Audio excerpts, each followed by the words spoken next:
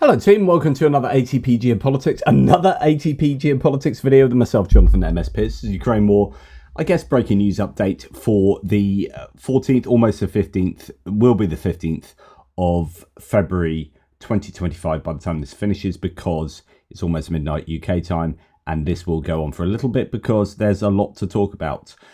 It's Valentine's Day presently. I had a beautiful meal with my partner. She cooked me a lovely supper. I ate like a king. I've drunk a bottle of wine, watched a film with the missus.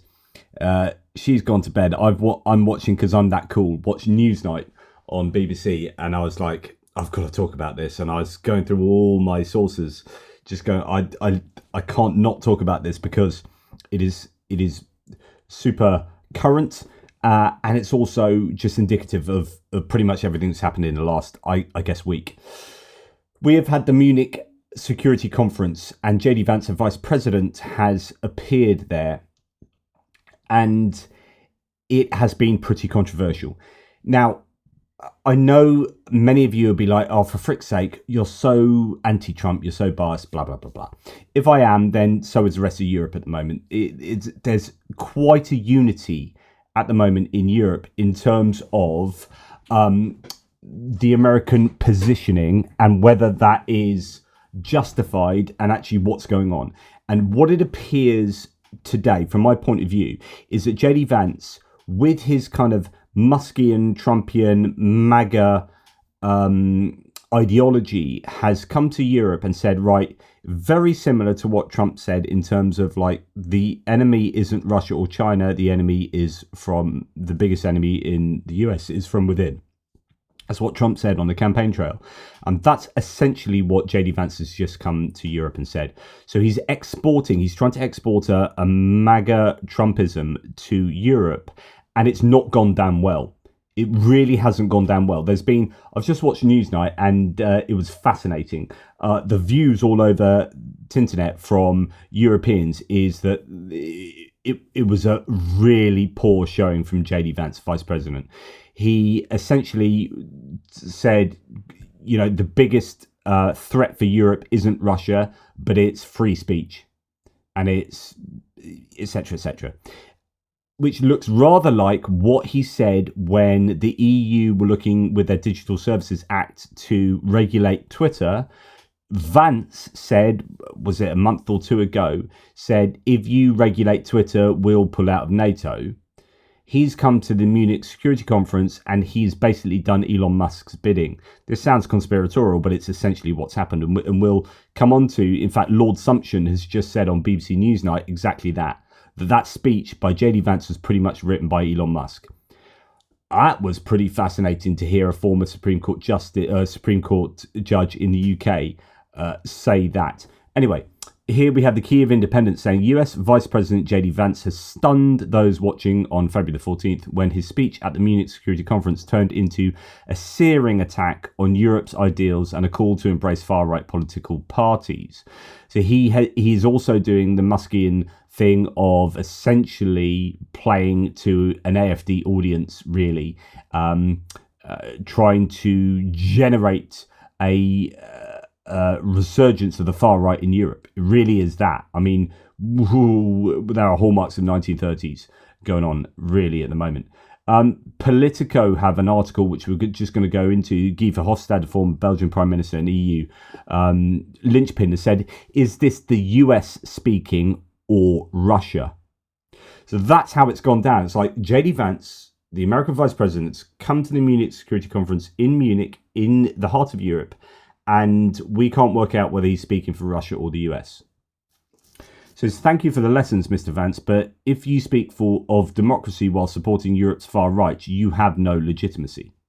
So let's go into this Politico article that he was just linking there, and we'll just get a sense of what JD Vance has done and said. JD Vance attacks Europe over migration and free speech. US Vice President stunned the audience with his broadside on the way Europe is run. United States Vice President JD Vance launched a blistering attack on European governments on Friday, chastising them for ignoring the will of their people, overturning elections, ignoring religious freedoms, and not acting to halt illegal migration. This is essentially rerunning the US election in Europe. And in fact, 2 of his 6 points were aimed at the UK quite directly, talking about religious freedoms, etc., etc. So pretty like nuts, because it's not really, unless you're like the most reform of Reform UK voters, this is like not really on our agenda at the moment.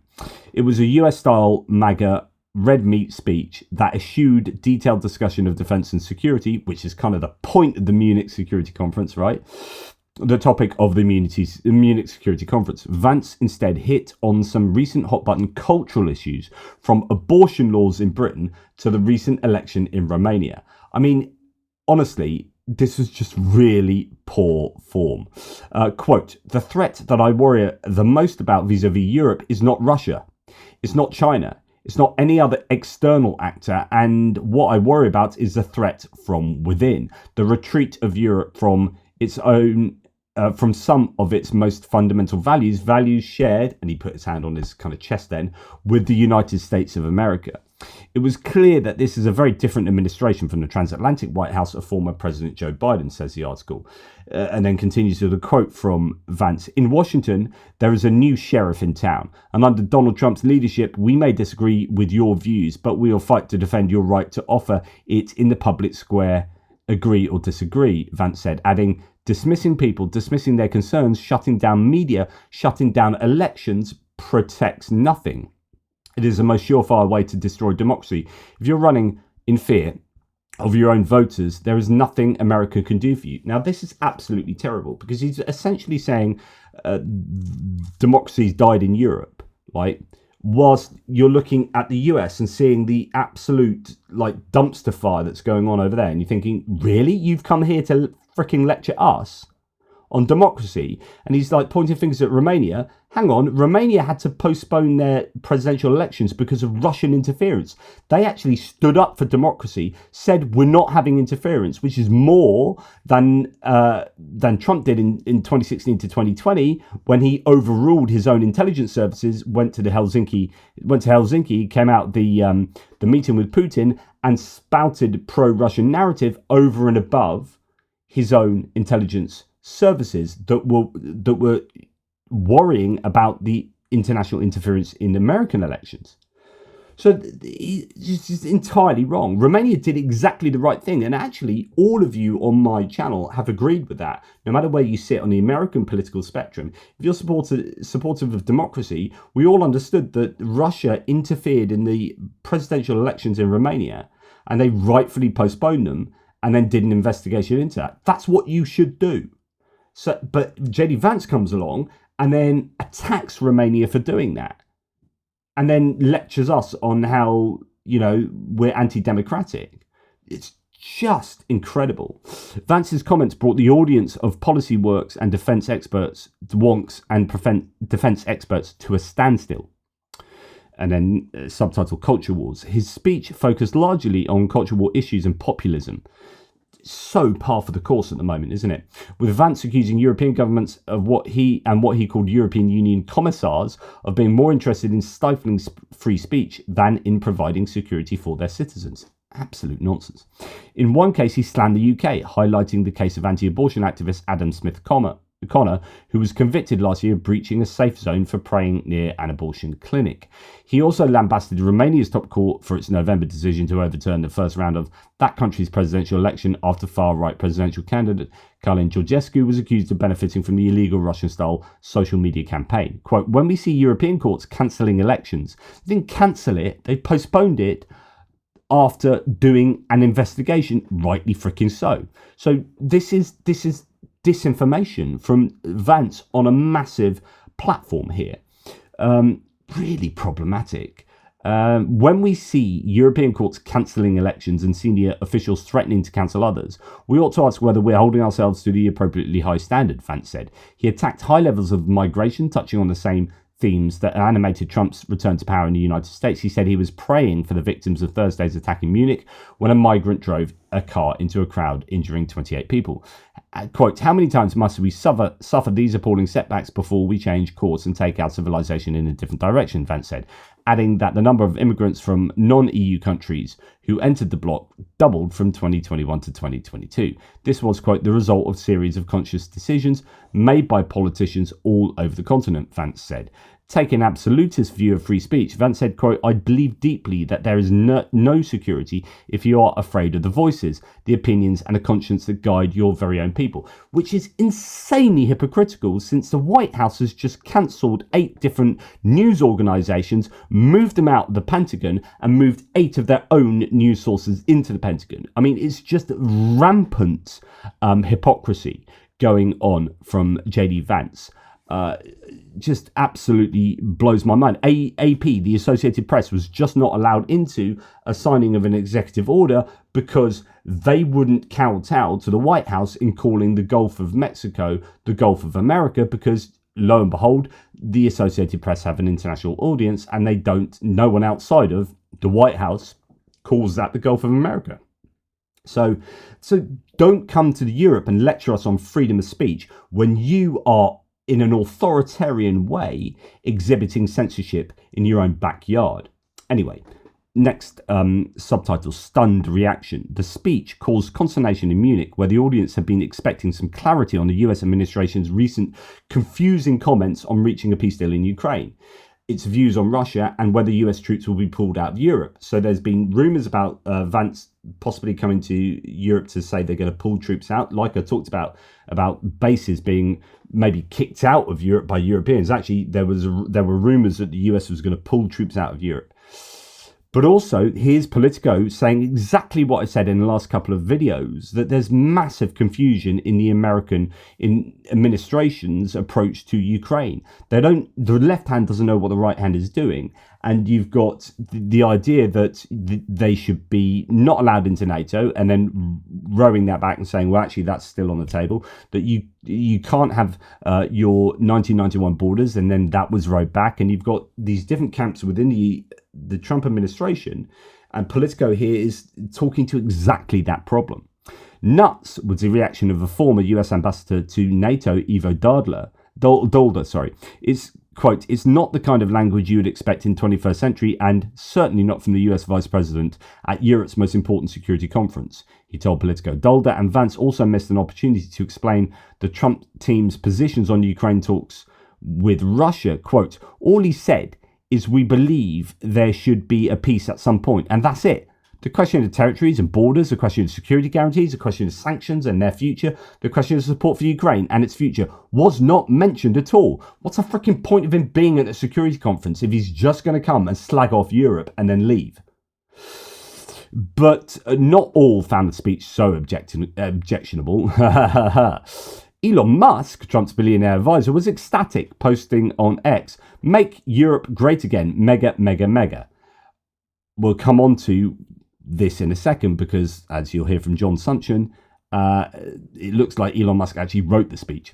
One European diplomat applauded Vance, calling it, quote, a very strong speech. Many will not like it. Many will silently agree with him, but will choose not to express it. There's been double standards when it comes to how the EU institutions have approached the democratic process in different European countries. Although we don't hear who that is, probably someone from Hungary. Michael McFaul, the former ambassador to Russia, and Vance Vance diagnosed the problem incorrectly. Casting censorship as the biggest issue confronting Europe is wrong, he said. Quote, he thinks it's censorship. I think it's Russia, and many people here think it's Russia. Vance's speech comes at the tail of a week of confusion and frustration in Europe after Defence Secretary Pete Hegseth surprised allies by saying that Ukraine cannot return to its pre-invasion borders and ruled out Ukraine's future membership in NATO. Okay, so there's your that's kind of the platform what we're going to talk about. Ron Filipkowski here from Midas Touch says JD Vance endorses Russian interference. Election interference. Point, of course, that the situation has gotten so bad that this December, Romania straight up canceled the results of a presidential election based on the flimsy suspicions of an intelligence agency and enormous pressure from its continental neighbors. Now, it's not flimsy suspicions. It's literally like he he claimed he registered no money, no expenditure on the campaign, and there was a massive $1 million TikTok campaign or whatever it was. It's not flimsy. Like, he's lying. JD Vance is coming to Europe, come to the security conference and lying.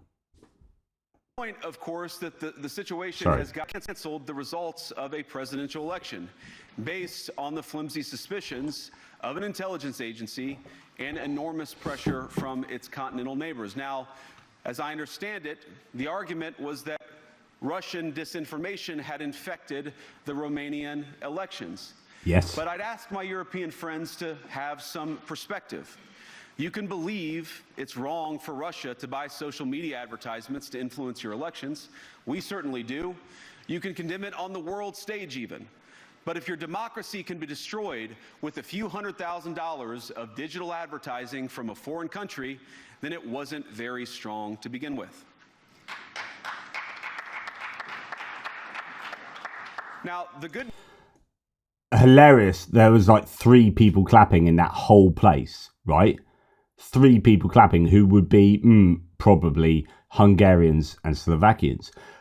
Just absolutely insane. He is essentially justifying Russian interference, saying, well, if your democracy is not strong enough, then too bad. No, we should not be at all ever justifying or minimizing foreign interference in our elections. It's absolutely freaking terrible to come to a security conference and effectively minimize Russian interference in foreign elections. Is insanely dangerous and, I think, egregious.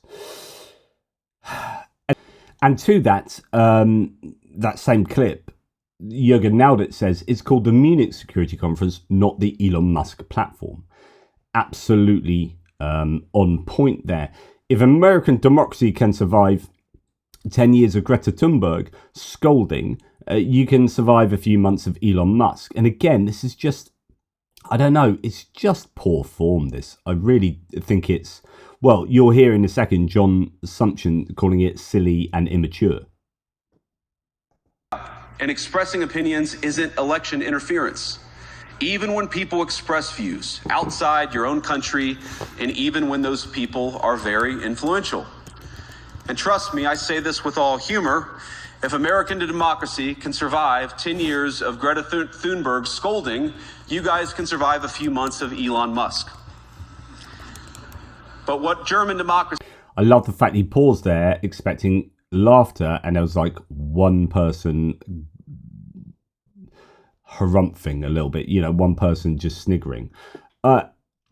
If he's giving an equivalence of Greta Thunberg as a single climate activist, claiming that's an equivalence with the Kremlin and their massive disinformation campaigns and projects and the money they spend, then honestly, just next time, mate, don't come to Europe. Just stay back in the United States. What no democracy, American, German, or European, will survive is telling millions of voters that their thoughts and concerns, their aspirations, their pleas for relief are invalid or unworthy of even being considered. And I think what you're getting here is someone who, and this might include his speech writers, whoever wrote his speech, thinking that this is an American campaign rally and that he would get rapturous applause for what he's saying. And actually, it's just gone down really, really badly. Now, I advise anyone in the UK, or if you've got a VPN, watch tonight's Newsnight on the BBC, because there's lots happening in it. You've got some analysis from Munich itself from this, I think, CBS reporter. You've got the former Secretary General Rasmussen for the United Nations up in 2009 to 2014, I think. He was really good on this and lots of good analysis. We're gonna pop into Newsnight here for a little bit. Marine, just that quite extraordinary speech by JD Vance. We heard about the reaction it got in the room, the sub-zero temperatures that it prompted. What do you think lay behind it? What was he Sub-zero actually trying temperatures. to achieve here? Well, we had an early taste of it with Elon Musk, who has been a clear supporter of a certain political party in Germany on the far right, the Alternative for Germany. We know that J.D. Vance also met Alice Weidel, who's the head of the AfD, and this is days before an election in Germany, Europe's biggest country, a federal election, which is already proving to be more contentious than perhaps any German election we've had in decades. And remember, J.D. Vance gave Olaf Scholz the cold shoulder and went to meet Alice Weidel from AfD. So you have the American government basically almost formally endorsing the AfD that some see as a quasi-terrorist organisation, like extremist organisation. Yeah, I know they've garnered 20% plus of popular support at the moment in Germany, but they are a dangerous bunch of people. And yet that is who J.D. Vance and that is who Elon Musk and that is who effectively the American government appear to be endorsing, whilst not giving any time of day to Olaf Scholz and the SPD, and not to, I don't think J.D. Vance met Friedrich Merz either. So we know that the Trumpians, so this part of the Republican Party, likes to show that it has allies on the right and the far right of the political spectrum in Europe. And I think the fact that J.D. Vance, the vice president of this administration, has vocalized that in such a clear way, days before, as I said, a German election, at a stage like the Munich Security Conference. I imagine there are people in Brussels and European capitals.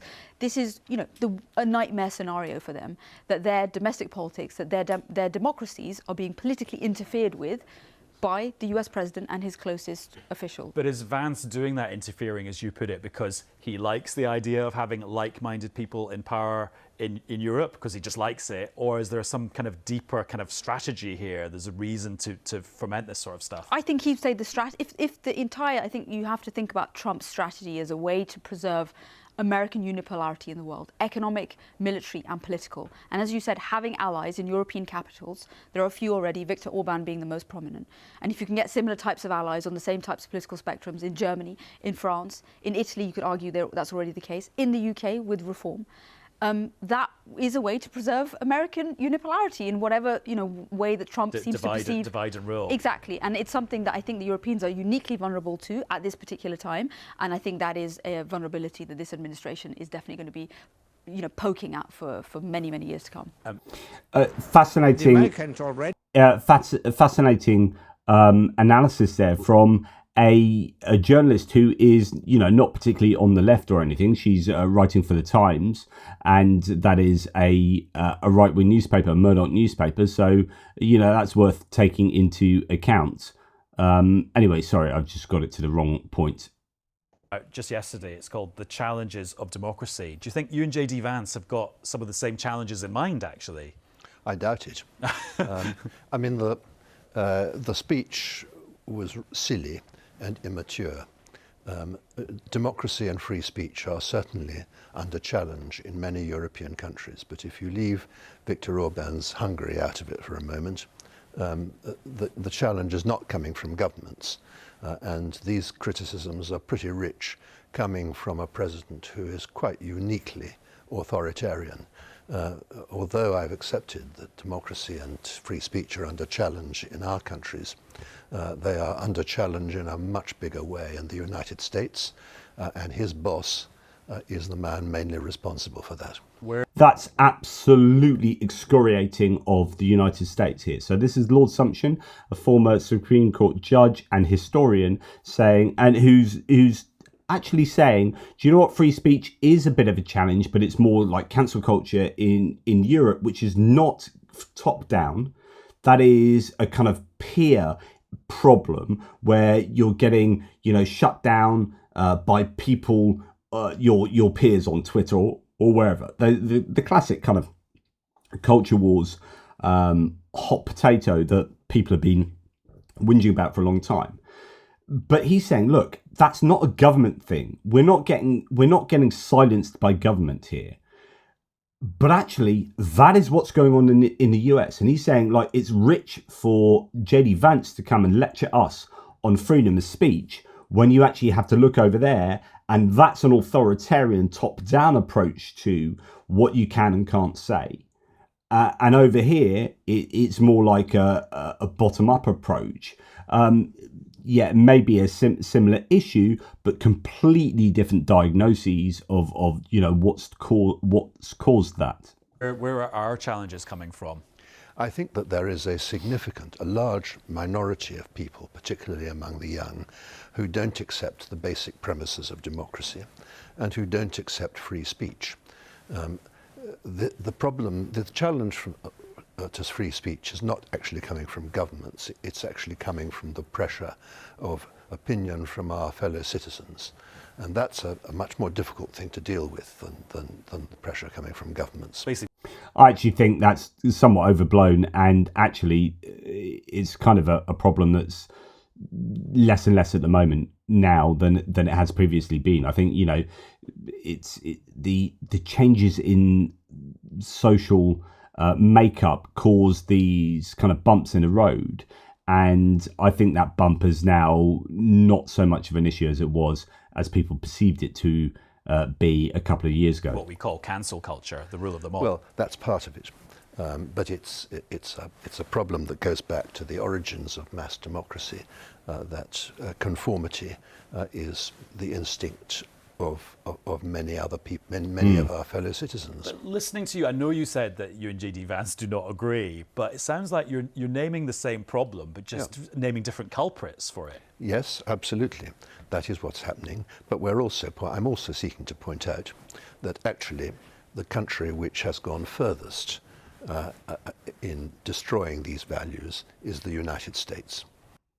And that is absolutely damning. We're going to just let them go for a couple more seconds. The administration of which Vance is part.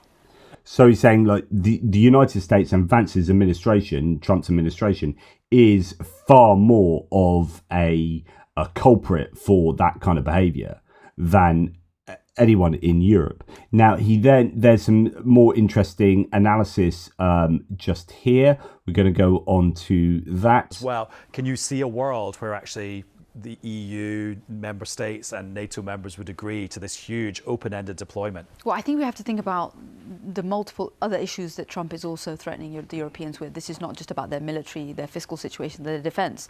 He's also threatening them with tariffs. He's also demanding that they undermine their entire regulatory regime.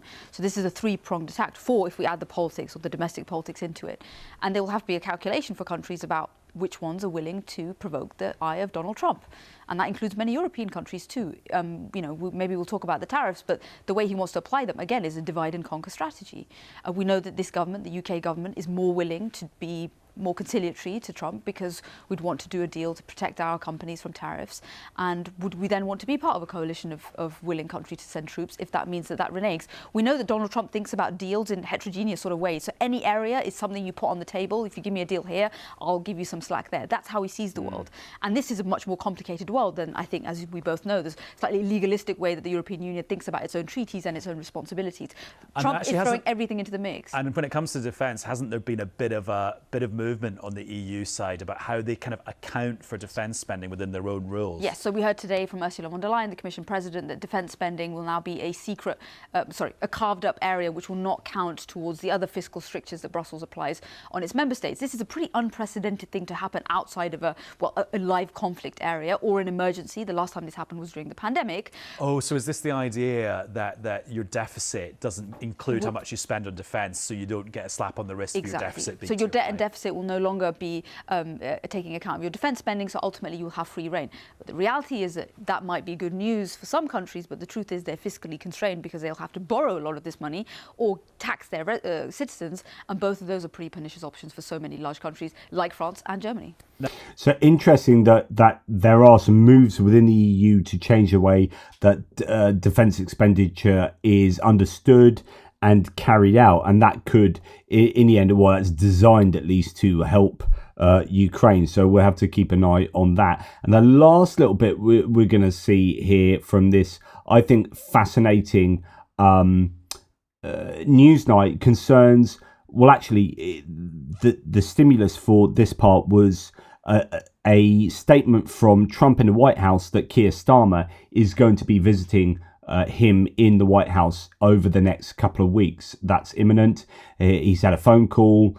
He signed a letter to suggest that that is going to be taking place. So that's interesting. And he seems to indicate that he's got a good relationship with Keir Starmer. As it could be, I think. But if we go back to where we started, the Vance speech, he gave 6 examples where democracy was under threat in Europe, and 2 of them were British. So this administration is quite obsessed about what's happening in Britain and quite angry about it. That's a speech line was quite obviously supplied by Musk. How do you know that? Who's got an obsession with the United Kingdom, as he's revealed in pretty well all of his utterances on X. That's I think undoubtedly where this is coming from. But I mean, Vance is also quite staggeringly ignorant about Europe in general, including the United Kingdom, as indeed is Musk. Wow. So really, really critical of both Vance and Musk in terms of their ignorance of European politics. And actually, you would have to agree with that, with Vance coming over and giving a speech that was so poorly received to the Munich Security Conference, and Elon Musk that keeps saying this stuff on Twitter, on X, that shows a deep ignorance of European politics, other than this kind of really veneer level understanding and like advocacy of populism that fits in line with kind of his anti-immigration stance, but really doesn't know the nuts and bolts of European politics in a way that he probably should if he's casting those opinions. Now, Nathalie Loiseau here saying, in Munich, after the scandalous speech of the American vice president, it was good to find it in the president of Georgia, Salome Zurishvili, who is the kind of former president, although, you know, some saying that the present president, the former footballer, isn't really the official president. There was no elections for them, etc., for him, etc., etc. Anyway, a leader who believes in Europe, who knows where the threats come from, and who is attacking our democracies, or who is not attacking our democracies, I think that should say. So interesting. So a scandalous speech, says one French analyst here, or a it's national, the European Deputy Secretary, National Secretary of Horizons Le Parti in France. Now we've got Adam Bienkov saying, free speech is in retreat in Britain, says JD Vance, whose own government is now targeting critical news organisations with politically motivated investigations, while banning others from the White House for the crime of referring to the Gulf of Mexico by the actual name. Exactly what I was saying earlier. Complete hypocrisy. Now, what's a fascinating response to JD Vance's speech is the German Defense Minister Boris Pistorius saying the US Vice President's speech at the Munich Security Conference is unacceptable. He said Trump has stripped Ukraine of its leverage ahead of negotiations with Russia. So we've talked about that previously, how they've kind of given away Ukraine's leverage ahead of negotiations. He says issues like NATO membership and territorial concessions should have only been discussed at the negotiating table. But yeah, he's been damning as well of Vance's speech, and there's been stuff written. I'll probably report more on that tomorrow about what Boris Pistorius has said. So, you know, this speech has not been well met, apart from if you're a Russian troll. So Russian troll farms agree that JD Vance's speech berating Germans for resisting Russia's installation of pro-Russian Nazi candidates was awesome, as one particular Russian troll says. Brilliant speech, JD Vance, heart. German aid to Ukraine says Germany's likely next Chancellor Friedrich Merz in dialogue with the US Vice President JD Vance on the future of Ukraine on the sidelines of the Munich Security Conference. Russia's full-scale invasion of Ukraine must come to an end as soon as possible. The US and Europe must coordinate together to achieve a long-lasting peace for Ukraine. Merz proposed that as a confidence-building measure, a ceasefire in Ukraine should be agreed upon before the start of negotiations with Russia. So actually, they did end up having a conversation. Edward Hunter Christie said, "It's none of Vance's business, and our European states should do as they please to protect our democracies. Trump and company, like all types of political regimes, and never criticize censorship outside the West. Another case where Europe must be strong and confident." A really good point here that Trump and Musk and JD Vance never talk about how, you know, X is banned in China, and yet you don't ever hear Musk being critical of China because he needs it for rare earth metals and natural resources.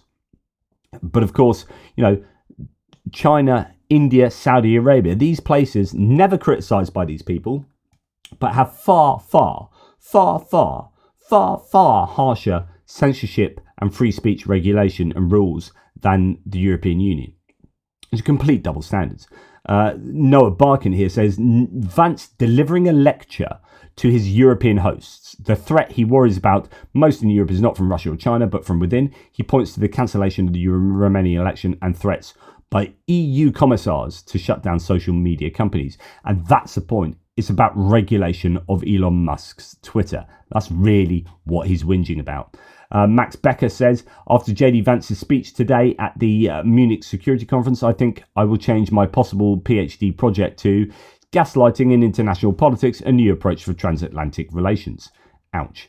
And Ulrika Franke says, I struggle to express how weird JD Vance's speech was. This is a transatlantic security conference happening while there's a war in Europe, and the US is announcing a partial withdrawal from European security, and the US vice president speaks about alleged threats to free speech in Europe.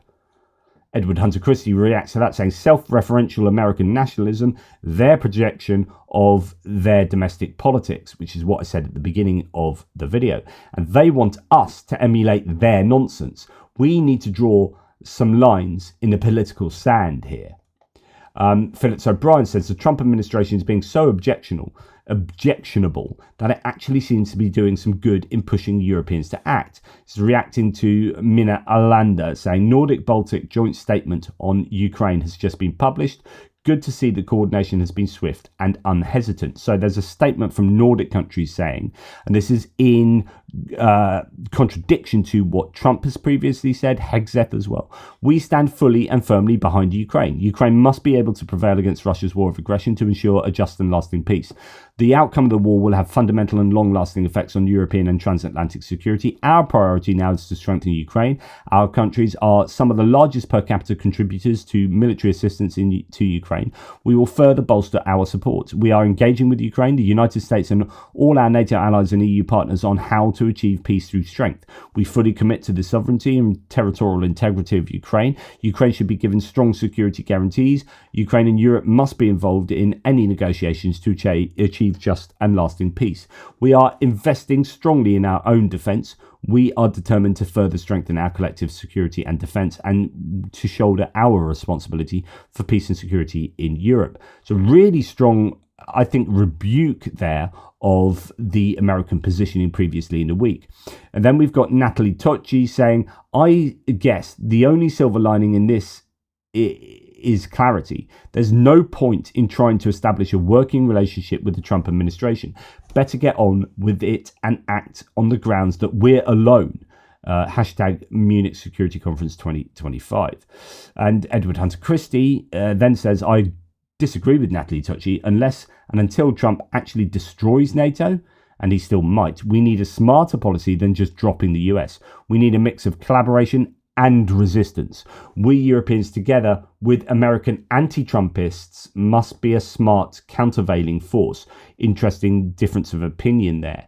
Tatragami has said, as a Ukrainian, Zelensky at the Munich Security Conference has handled negotiations very well so far. Despite indirect extortion, interesting, he hasn't caved to giving up resources for nothing and made it clear that the US has no plan. The only way for Trump to achieve peace is through a fair agreement with guarantees for Ukraine. Now, US Defense Secretary Pete Hegseth has stated that Putin plans to declare, and I completely agree with this, by the way, victory regardless of the situation on the front lines. He emphasized that Russian efforts to capture Ukraine have been thwarted by Ukrainian forces and our allies. So that's a good recognition by Pete Hegseth that no matter what happens, Putin is always going to try and claim victory. Now, War Translated says the US offering Ukraine a deal for 50% of its resources. So I gather, I haven't seen the source of this though, but I gather the US wanted 50% of Ukraine's natural resources in a deal. Dmitry says this is insane. What does Ukraine even get? That's not being discussed. And the optics, Ukraine having aligned with the US, is now being strong-armed in plain sight, while the actual murderer Putler, so Putin, watches. It's disgraceful. So some kickback against a potential deal over Ukraine's natural resources. John Bolton, the former national security advisor to Trump, has said Putin has scored a major victory over the US, NATO, and Ukraine this week, which is why Putin did not negotiate with Biden or Zelensky. He waited to negotiate with Trump because he believes the Kremlin would get more out of a Trump deal. He was absolutely right. So you get those people, and the people on my threads who say, hey, Trump's really strong, he's playing 4D chess, he's a really good negotiator, look what's happened here, look what's happened there, kind of ignoring that actually deals with, say, Canada and Mexico have been, I think, successes for both Canada and Mexico, and poor for Trump. But saying, hey, look, Trump's a good negotiator, he's strong-arming the situation here, this is all good. You got someone like John Bolton saying, no, au contraire, the negotiations are starting now because Putin would never have dreamt of getting what he's getting now from the American administration in the time of Biden or with Kamala Harris. It's only Trump that guarantees Putin gets his rhetoric, his narrative regurgitated on a national platform and national stage. And do you know what? I don't disagree.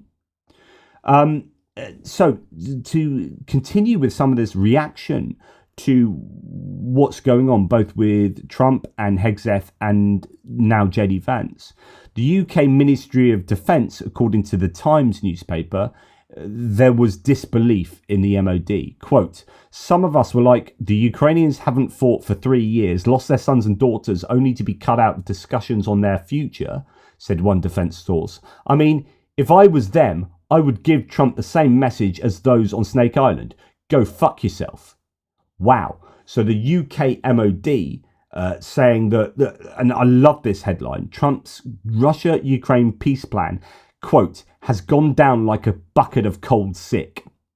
The United States has proposed a resolution that would mean Kiev ceding territory to Moscow, a move that has been met with anger and disbelief in Europe. And that's what's going on. Europe is not cool with this. Look, this is Rishi Sunak, our previous Conservative Prime Minister, being strong in his support for Ukraine as a statement against America. Can I ask the Minister if she agrees with me that in this new world and in the event of any peace deal, that the United Kingdom and its European allies must lead in providing Ukraine with military support and potentially military presence across land, air and sea to give Ukraine confidence that any peace will endure? And can I assure the government that it will have my support if that's what it decides to do?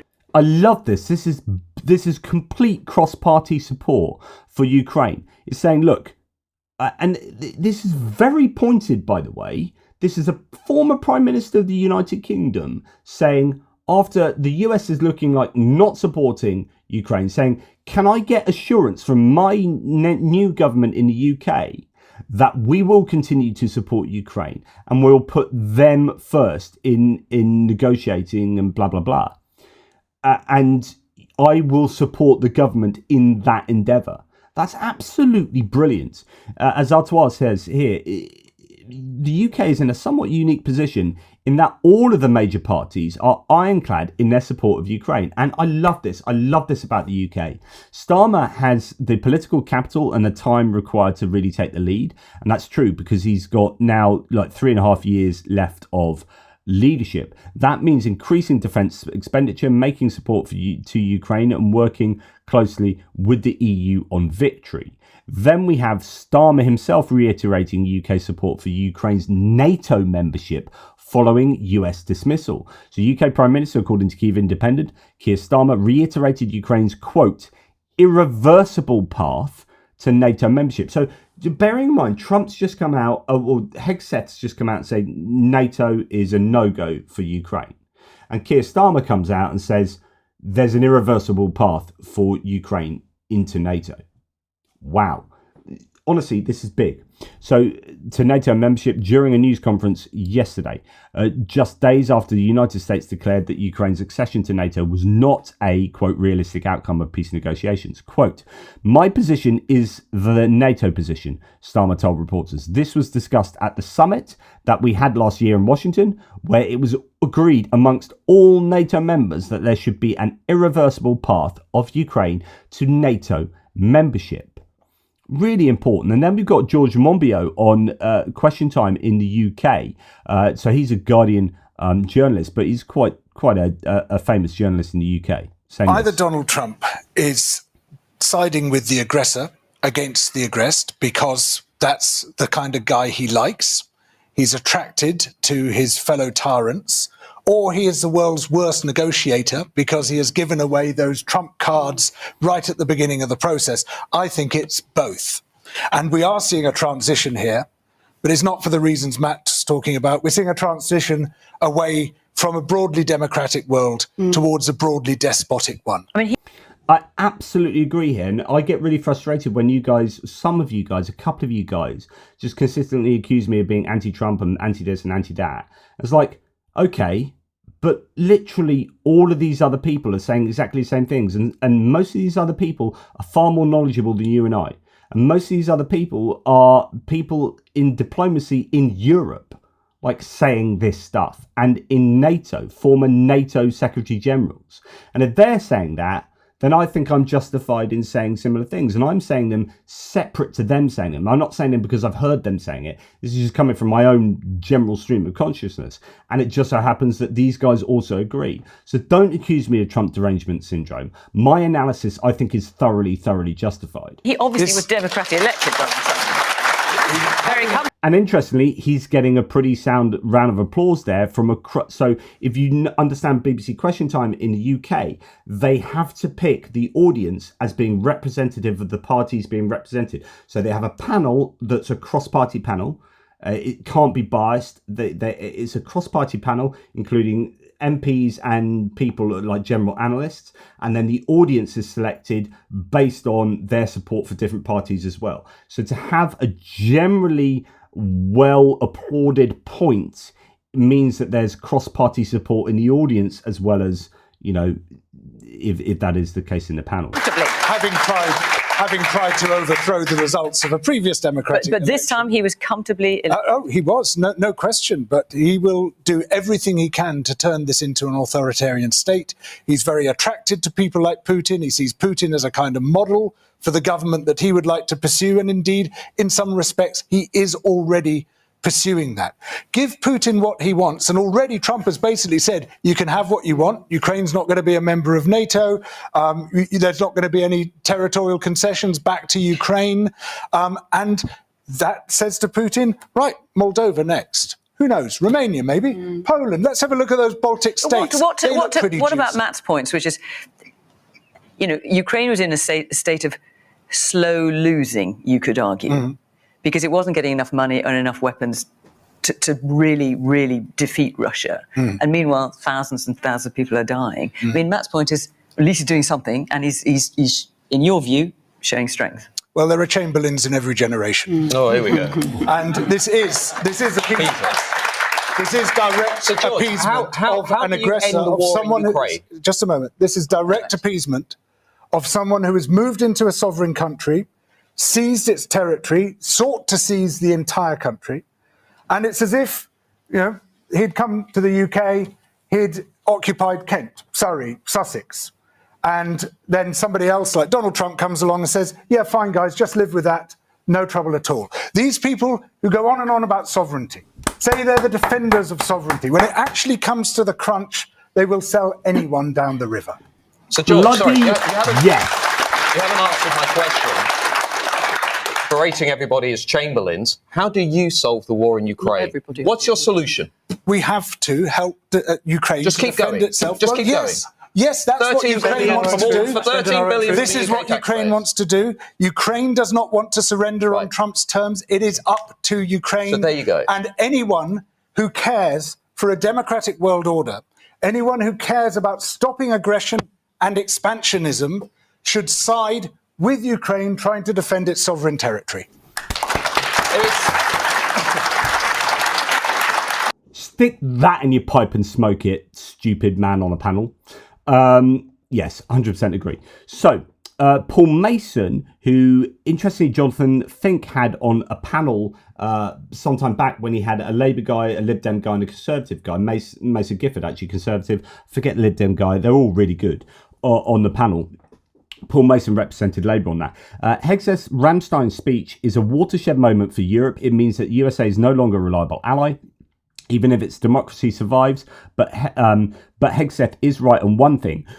We now have to spend a lot more on defence. The Financial Times reports HMG quibbling over, Her Majesty's government quibbling over 2.3% of GDP on defence and 2.6%, but that's now irrelevant. Trump is demanding 5% and may accept 3.5%, and it's clear that we need to spend it on what we need to spend it on.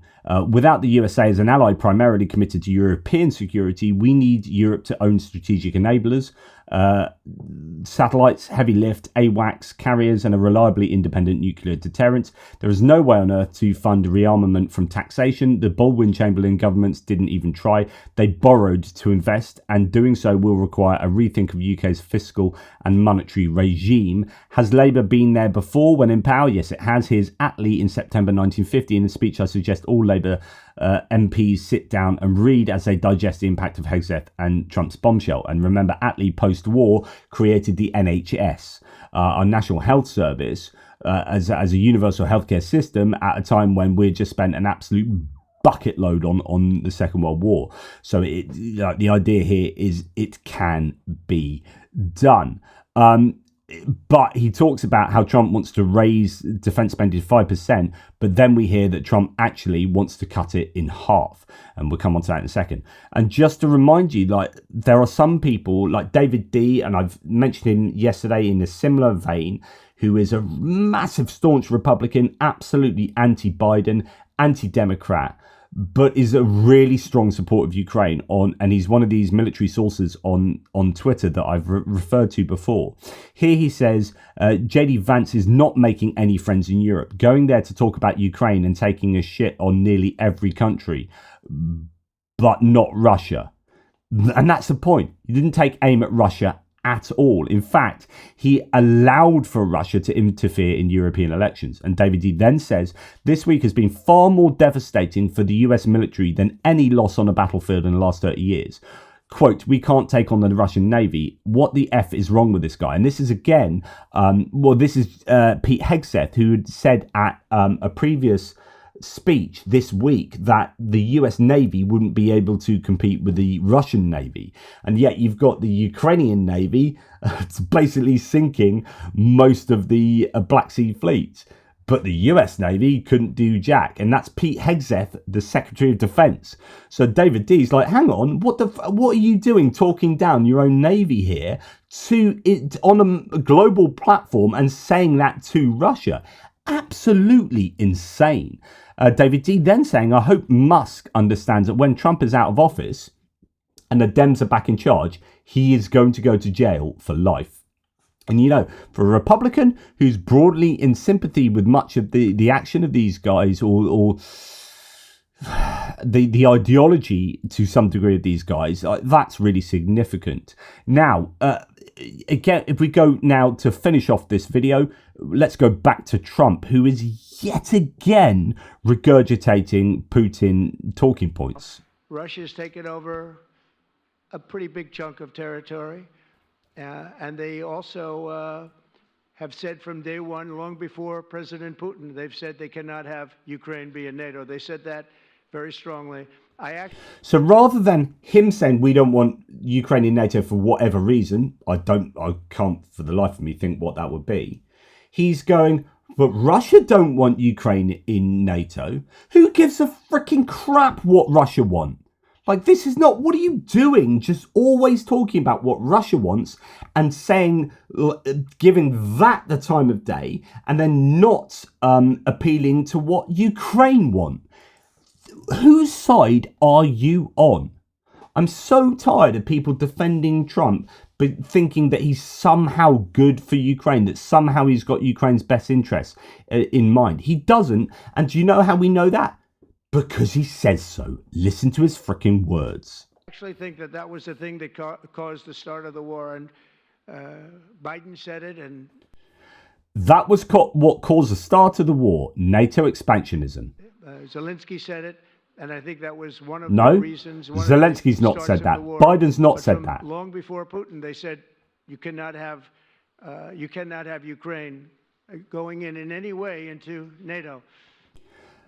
As Republicans against Trump says, Trump once again blames Biden and Zelensky for Putin's war against Ukraine. Why are Ukrainians even engaging with Trump's representatives at this point? He is clearly on Russia's side. And then we have this that I talked about in a previous video, but my goodness, it's just insane. So you've got Pete Hegseth and others saying we need to increase the expenditure on NATO, on defence, in order to be spending 5% of GDP on defence, and let's get NATO also doing that. The rest of NATO also doing that, and then you've got your man here saying the exact opposite. See one giant summit with you, Xi Jinping, and Vladimir Putin. Yeah, I could see that. Let things calm down a little bit. When I left, we had no Middle East problem. We had no Russia going into Ukraine. They never would have done it. Putin never would have done it. When I left, we had no Middle East problem. Yes, you did. Middle East problems have been going on since 19 whatever. Like, what are you talking about? And I came back and we got like Jesus the whole world is blowing Christ. up. So when we straighten it all out, then I want to have one of the first meetings I want to have is with President Xi of China, President Putin of Russia, and I want to say, let's cut our military budget in half. And we can do that. Let's cut our military budget in half, and we can do that. Meanwhile, Russia's raised its defense budget by 42% from 2023 to 2024. Meanwhile, there's wars going on in the world. China's looking at attacking Taiwan, looking to see what the US does with Ukraine. The US is receding from supporting Ukraine. China's becoming, no doubt, emboldened. And Trump is saying, well, Hegseth, his Secretary of Defense, says we need to raise expenditure on defense to 5% of GDP. Trump is saying, let's slice it, let's cut it in half. That's what I want to do. What are these mixed it's chaos. Left hand doesn't know what the right hand is doing. And then you've got Trump saying that Putin shouldn't have been kicked out of the G8 and he should be allowed back in. Part of the G20. They kicked them out, of course, because they illegally annexed Crimea. I mean, how would you have responded if Russia invaded or took over? They took Crimea during Obama. 2014. They took, well, now they're looking to take the whole thing. Then they took a big chunk of land and people, as you know, during Bush. And now they're trying to take the whole thing during Biden. The only one that didn't give them anything. During Bush? I literally don't know what you're talking about. Everything is Trump. They never took anything with Trump. Nothing. Not 2 inches of property of.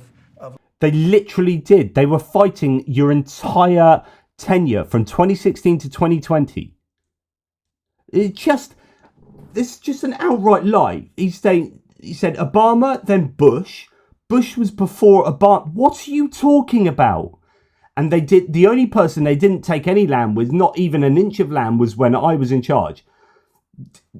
Empirically incorrect. Just, oh my God. How are you president? You don't know anything.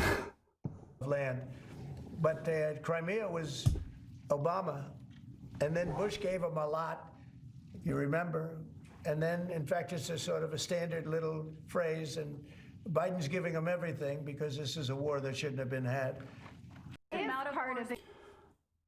Obama and then Bush. Obama won 2008. Obama won 2012. Trump won 2016. Honestly, if you think this guy is your man, good luck with that. Good luck with that. What is going on? Pierre Poilievre, the Canadian conservative who is like MAGA man in Canada, saying Russia should not be welcomed back to the G7. It was a conservative government that led the charge to kick Russia out of the then G8 because of their illegal invasion of Crimea in 2014. Russia's exclusion from the G7 is every bit as justifiable today. Now, I don't really agree with Pierre Poilievre on anything else political, really, but he's absolutely bang on there. There is no doubt about that. Alistair Campbell says, former Blair spin doctor, would love to know what Putin has got on Trump, because Trump says stuff like this. I believe he wants peace. I believe that President Putin, when I spoke to him yesterday, I know him very well. Yeah, I think he wants peace. I think he would tell me if he didn't. I'd like to see peace. Do you trust President Putin? I believe that, I believe that he would like to see something happen. I trust him on this subject. I trust him on the subject of Ukraine. For flippity gibbet's sake, like...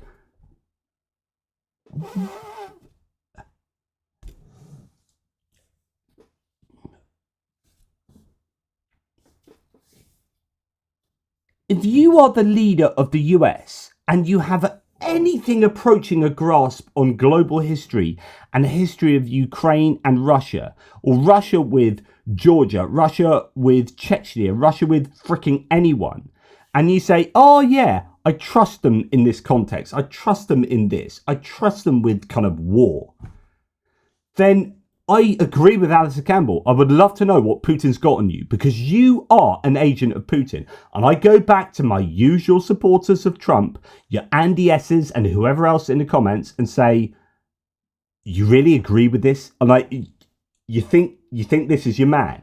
You think this guy understands Putin? Do you really think he understands Putin? I think he'd like to see something happen. I think it could have happened a long time ago. I think Biden, number one, it shouldn't have started, but it did. And now all those cities are knocked down, like demolition sites. All those beautiful golden towers are knocked down. Oh, stop saying that. Replace them. But much more importantly, you lost millions of people. A lot of soldiers, but you lost millions of people. When they knocked down those cities, and they're all laying down on the side, they're lying down just in ashes and all crumbled up concrete. They literally look like a world-class demolition site. And many of them, almost all of them, but many of them, and this should have been... Almost all of them. Have you ever been to Ukraine? I've just been around Kiev. It's beautiful. I've been around Lviv. It's beautiful. I've been to a bunch of other places. They're fine. I've also been to near some places that are not fine. I've been to Kherson. That is under an absolute ton of pressure. There's Toretsk, there's Bakhmut, there's Chasiv Yar, there's a number of places. But if you're going to tell me that almost all the places in Ukraine are rubble, you don't know jack, and you are not entitled to your opinion. You're only entitled to opinion if you can justify that opinion. And if you can't justify it, shut up. Done by Biden years ago. This should have never been allowed to happen. Do you trust Putin? Yes, I do. So all you need to know about Trump. But there are, Lindsey Graham, I say there are some good Republicans who are standing up for what's good and right. Lindsey Graham flip-flops all over the shop depending on how much pressure is being put on him by the whips of the Republican Party because of compromise on Lindsey Graham. But he is being strong on Ukraine again. He kind of is strong on Ukraine when there's not much pressure on him. If Ukraine were in NATO, Putin would not have attacked in 2014. So we have to tell Putin, if this happens again, Ukraine will join NATO very quickly. So at least there's one advocate for Ukraine joining NATO there. And then we got Roger Wicker, who's a Republican senator, said about Pete Hegseth's NATO speech, where he stated that Ukraine won't return to pre-2014 borders and won't gain NATO membership. Quote, I don't know who wrote the speech. It's the kind of thing Tucker Carlson could have written, and Carlson is a fool. Everybody knows, and people in the administration know, you don't say before your first meeting what you'll agree to and what you won't agree to, Wicker told Politico, adding that he was puzzled and disturbed by Hegseth's comments. Absolutely on point there. And as Politico states here, senior Republican senator calls Hegseth's Ukraine remarks, quote, a rookie mistake. Tucker Carlson could have written it. goodness me. Now, luckily, Ursula von der Leyen, as we heard earlier in the analysis in BBC Newsnight, has said, I will propose to activate the EU's escape clause for defence investments. This will allow member states to substantially increase their defence expenditure. So good news there. We need a surge in European defence spending, she said at the MSC today. And for that, we, the EU, need a bold approach. And they've actually written an article on that. So yeah, I think people are understanding where the US administration is sitting. They're all over the shop on all sorts of things. Trump is not to be trusted. Trump trusts Putin. JD Vance is more interested in right-wing talking points and culture wars narratives and really Russian narratives than actually standing up for European security. So he can freaking jog on. You've got Pete Hegseth being all over the shop, saying one thing, then coming out and saying, well, okay, maybe I shouldn't have said that, but I still do kind of believe that. And then you've got Keith Kellogg saying no, and John Cole saying no. And then you've got people from the previous administration, like John Bolton, saying this is all nonsense. You've got Roger Wicker, who's a Republican, present Republican, saying that's a rookie mistake being made by the Secretary of Defense. Is just absolute freaking chaos. And if you think this is purposefully chaos by the Trump administration, I would contest that. This is something I think Jonathan Fink was sort of talking to today. I disagree wholeheartedly. I think this is just stream of consciousness from Trump. I think it's badly thought through planning from the Trump administration, because you've got ideological tensions within there. And I think this is reflective of an argument going on within the Trump administration, where you have some sensible people on Ukraine and some people that don't understand Ukraine and Europe at all. And never the twain shall meet. And as a result, you've got one speech over here saying one thing, that getting rolled back, and the speech saying another thing. Then you've got a speech saying something that's not relevant to anything because it's more interested in culture wars. And the whole thing's just an absolute shit show. And quite frankly, the Europeans, I think, are getting kind of fed up with this and now saying, look, we just need to spend more. We need to do things ourselves. You've got previous prime ministers, you've got previous secretary generals like Rasmussen, NATO secretary general, saying, okay, that's a load of gumph. We now need to get on and do big boy talk and be serious about support for Ukraine. So, yeah, yet again, it's following that same trend of the whole of the last week, which is, do you know what? We need to move away from the United States trying to control the narrative here, because they are unreliable. They can't be trusted. As you know, John Sumption just said, they can't be trusted. And JD Vance's speech was silly and immature. Couldn't agree more. Let me know what you think. And this isn't me trying to have a go at Americans. I wasn't like this during the Biden administration. I disagreed on, say, Jake Sullivan's ideology of escalation management, but that's kind of a highbrow, abstract conversation about actually, and I can understand why he was positioning himself on that, especially with knowledge maybe that they had in intelligence in terms of whether the Russians were likely or not to use a nuclear weapon. As Andrew Perpetua, I think, said today, at least with the Biden administration, they were in support of Ukraine, very obviously, very explicitly in support of Ukraine. The Trump administration isn't explicitly in support of Ukraine. They're in support of the US and only the US in terms of real short string transactional gains. And their ideology is all over the shop, and they completely, it's just chaos. And that is not cool. So, yeah, we just didn't have this chaos. We could criticize the Biden administration for making poor decisions, but their heart was in the right place. The present American administration, their heart is not in the right place. I think they don't have a heart for Ukraine. I have a heart for Ukraine, big time. It's driving me on a daily basis, and I think many of you guys do. And what we're seeing with the US is kind of heartbreaking. And honestly, without getting too emotional about it, it really pisses me off. Anyway, let me know what you think. Take care and speak to you soon.